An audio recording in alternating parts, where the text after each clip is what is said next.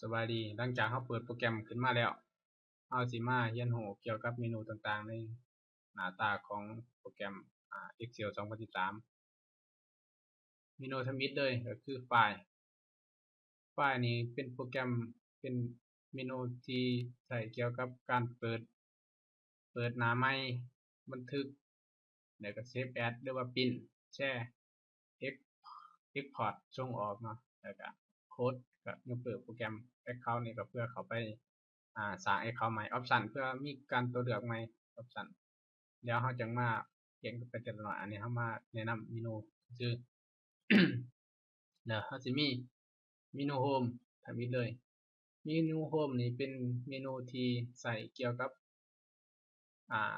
copy ที่มีจุ่มนี่มี copy มี cut มี paste มี format printer อีกอย่างต่างๆในส่วนแถบตัวนี้เขาจะเอิ้นว่าแถบ ribbon ตัวนี้มาส่วนนี้แหละ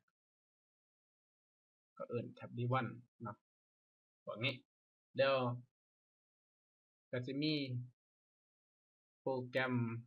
ที่ใส่แล้วเลือกต่างๆหลายอย่างเดี๋ยวเราจะมาเรียนในวิดีโอต่อไปอันนี้เรามาแนะนำเมนูซื้ออันนี้เมนู insert ก็จะมีการเอามาใส่เช่น pivot table กับตาราง pivot chart ก็เป็น pivot table ตารางคือกัน table กับตารางการสร้างตารางอันนี้นี่คือเดี๋ยวเราจะมาเรียนรายละเอียดต่างๆเกี่ยวกับส่วนนี้อันนี้คือเป็นการสร้างเอารูปเอายังมาใส่เอารูปจากออนไลน์จากการสร้างโปรแกรมขึ้นมาpage layout ก็มีการสร้างทีมการเลือกทีมเลือกสีเลือกขอบเขตต่าง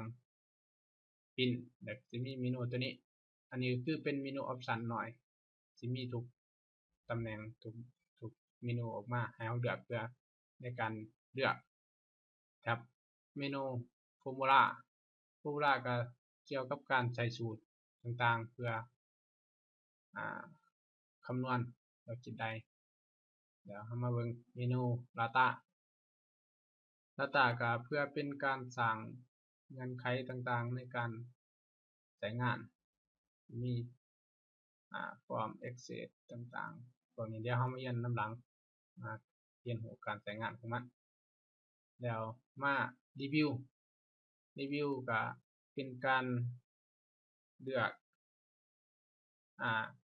เมนูสร้างคอมเมนต์ใหม่เลือกว่าเราเฮ็ดงานแล้วเรามารีวิวเบิ่งว่ามันเป็นจั่งใดแหน่มาเบิ่งวิวกันวิวก็เป็นการปรับหน้าต่างของโปรแกรมมีซูมมีอิหยังต่างๆเราปรับสามารถใช้งานได้ว่าซั่นซะอันนี้คือเมนูซุมนี้แล้วเรามาเบิ่งเมนูตัวนี้ก็คือเป็นเมนูที่ปรับขนาดของribbon เพื่อการให้มันเชื่องไว้ก็ได้ให้มันสอดให้มันเชื่องไว้แล้วเราสามารถได้ไว้โชว์เบิดทุกอย่างตัวนี้ก็เป็นการพับลงตัวนี้ก็เป็นการย่อเข้าอันนี้ก็คือโปรแกรมใช้งานธรรมดาพื้นฐานตัวนี้ก็ปิดออกจากโปรแกรมแท็บตัวนี้เป็นการบันทึกการแสดงการบันทึกไมโครตัวนี้เป็นการชื่อเป็นเวิร์กชีตของเราเป็นชีตหนึ่งของเราส่วนเครื่องหมายบวกตัวนี้เป็นการเพิ่มหน้าเกียร์ของเรามาหลายๆอันเราสามารถเพิ่มได้โดยบ่จำกัดโดยการคลิกไม้บวกขึ้นไปเราจะเพิ่มมาที่มีหน้า1หน้า2หน้า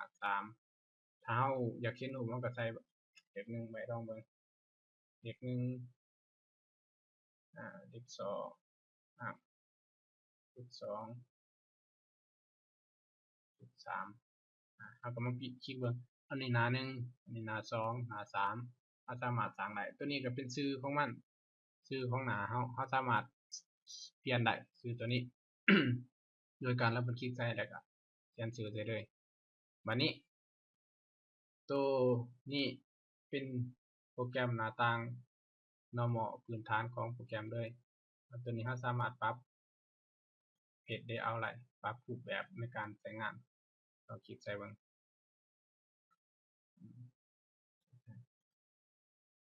เราสามารถมีสอง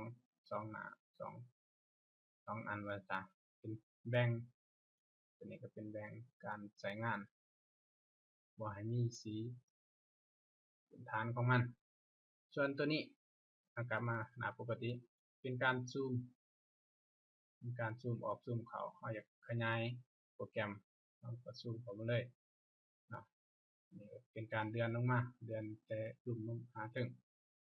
ในโปรแกรมตัวนี้ก็คือ